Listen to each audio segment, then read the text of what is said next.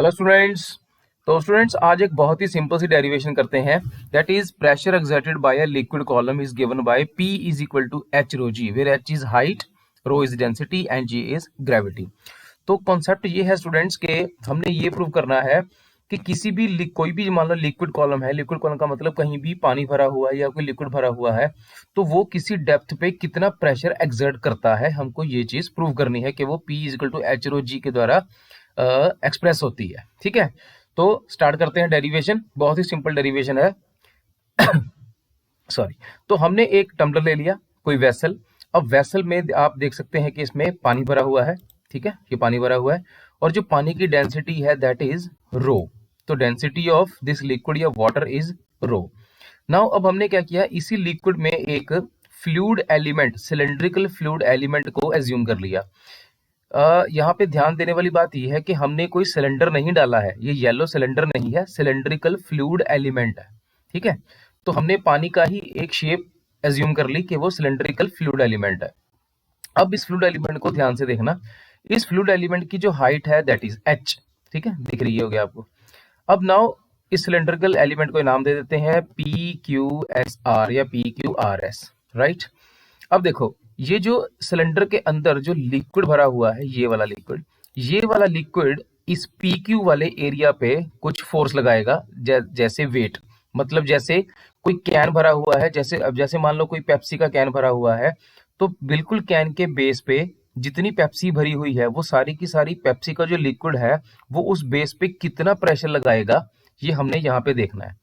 अब देखो, जो प्रेशर लगाएगा वो इस तरफ लगाएगा, नीचे की तरफ एक्चुअली। ठीक है, क्योंकि ऊपर जो ये सारा पानी भरा हुआ है, ये सारा पानी नीचे की तरफ प्रेशर लगाएगा। वैसे हम इस प्रेशर को बोलेंगे थ्रस्ट। हालांकि थ्रस्ट प्रेशर नहीं होती, थ्रस्ट इज जस्ट फोर्स। जो परपेंडिकुलर फोर्स होती है अगर किसी एरिया पे लगे तो that is known as thrust. तो ये हम इसको बोलेंगे थ्रस्ट। ठीक है, अब जो थ्रस्ट है वो इस एरिया पे लग रही है, जो थ्रस्ट है वो इस एरिया पे लग रही है। Let the area of this PQ section be A। ठीक है, अब उसके बाद thrust exerted on surface PQ is equal to weight of the liquid column PQRS। इसका मतलब ये जो ऊपर पानी भरा हुआ है, ये सारे का सारा पानी जितनी नीचे इस एरिया पे थ्रस्ट लगा रहा है that is given by the weight of liquid column. मतलब जितना भी लिक्विड इस PQRS में भरा हुआ है वो सारे का सारा वेट एज थ्रस्ट लगेगा नीचे की तरफ। उसके बाद सबको पता है कि वेट क्या होता है, mg, मास टाइम्स ग्रेविटी। अब जो मास होता है that is density into volume. अब वॉल्यूम किसका, PQRS का सारा volume into gravity. Next step में डेंसिटी को हमने रो पुट कर लिया और वॉल्यूम क्या बन गई, एरिया इनटू लेंथ। क्योंकि लेंथ यहाँ पे क्या बन गई, हाइट, तो area into height into gravity. Now ये पूरा एक्सप्रेशन बन गया rho a h g, where rho is density, a is the area, h is the height and g is acceleration due to gravity. अब thrust क्या होती है, मतलब pressure क्या होता है, pressure is thrust upon area. Pressure is thrust upon area. अब thrust हमने यह कैलकुलेट कर ही लिया है, तो इसी थ्रस्ट को उठा के आप यहां पुट कर दो रो ए एच जी। ये देखो रो ए एच जी, यही यहाँ पे पुट होगी रो ए एच जी अपॉन ए। अब ए से ए कैंसल, तो ऊपर क्या बच गया, P is equal to h rho g. इसका मतलब जो प्रेशर है दैट इज एच रो जी।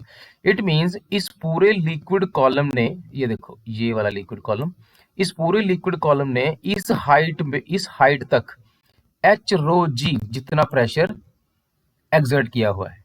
जैसे जैसे ये हाइट बढ़ती जाएगी, जिसको हम डेप्थ भी बोल सकते हैं, वैसे वैसे प्रेशर बढ़ता चला जाएगा।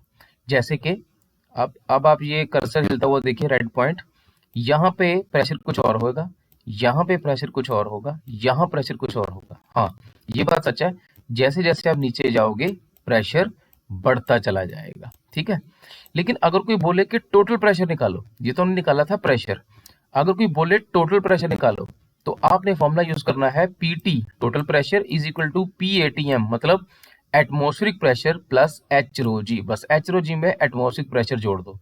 लेकिन क्या हम यहाँ पे एटमॉस्फेरिक प्रेशर देख सकते हैं, ध्यान से देखो कहाँ है एटमॉस्फेरिक प्रेशर। एटमॉस्फेरिक प्रेशर वो प्रेशर है जो हवा इस लिक्विड कॉलम के ऊपर लगा रही है। ये देखो, जो एटमॉस्फेयर से प्रेशर लग रहा है that is known as atmospheric pressure. तो अब आपके पेपर में डेरिवेशन आएगी, छोटी सी डेरिवेशन आती है, आप इसको आसानी से कर सकते हैं। कोई भी चीज़ ना समझ में आई हो तो प्लीज़ कमेंट में ज़रूर बताएं, और वीडियो अच्छी लगी हो तब भी कमेंट करके ज़रूर बताएं। तो एक और कंसेप्ट लेके आगे फिर से हाजिर होऊंगा, तब तक के लिए गुड बाय, थैंक यू।